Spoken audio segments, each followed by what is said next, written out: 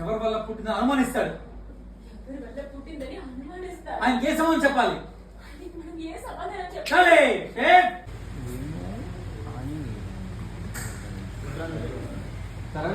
Ready. మరి నువ్వెందుకు జోక్యం చేసుకుంటున్నావు? మీకు చెప్తే అర్థం కదా, నాకు తెలీదు ఆవిడ ఎవరో. సరే నువ్వు చెప్పింది నిజం అనుకుందాం, ఫోన్లో మాట్లాడింది అబద్ధమే అనుకుందాం, ఆవిడ తెలీదు అనుకుందాం. మా వదిన వయసు ఉన్నప్పుడు ఆవిడ వాళ్ళ అమ్మతోనే మాట్లాడుతుంది తెలుసు కదా. ఆ విషయాన్ని ఎందుకు దాచిపెట్టింది? మరి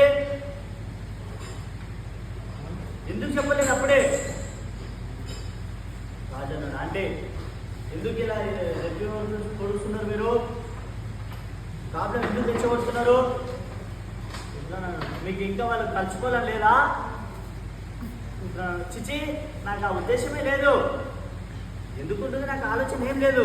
చూసావు లేనప్పుడు ఈ చింతవాగుడంతా ఎందుకు ఆగుతున్నావు? అపర మనుషుని ఇంకా ఎందుకు పాడు చేస్తున్నావు? మా నేనేం పాడు చేయట్లేదు. వదిన మనిషి నేను అర్థం చేసుకున్నాను అంతే. లోపల ఎంత బాధపడుతుందో నాకు మాత్రమే తెలుసు. చిట్టి, నువ్వు ఎందుకు ఇలా మాట్లాడుతున్నావో మా అందరికి తెలుసు, కానీ కాస్త నువ్వు నోరు మూసుకోండు. మళ్ళీ కాస్త నువ్వు నోరు మూసుకుంటావో మా అందరికి తెలుసు, కానీ కాస్త నువ్వు నోరు మూసుకోండు. అప్పుడు నన్ను చూసావు ఇలా వచ్చాయి.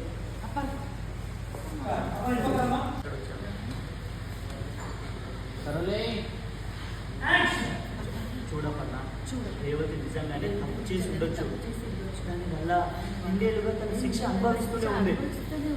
కూతురికి దూరమై మీరిద్దరు ఎంత బాధపడ్డారో, తల్లిదండ్రుల ప్రేమ దూరమై అది కూడా ప్రేమ దూరం.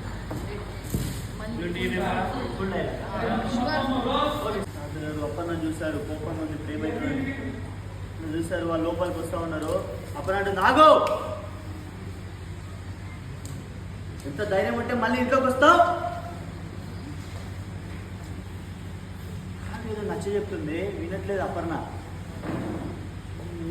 రుద్రాన్ని చూశారు, రుద్రాన్ని ఏదో తిడుతూ ఉంది. ఓహో ఏంటిదంతా? మళ్ళీ గారు ఎందుకు వచ్చినట్టు అక్కని బాధ పెట్టడానికా?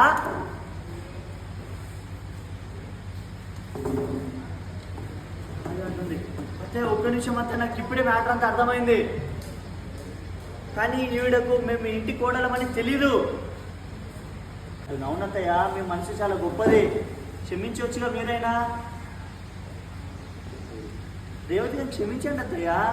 అప్పన సీరియల్ చాలా బాగా మాట్లాడుతున్నావా కోడల పిల్ల.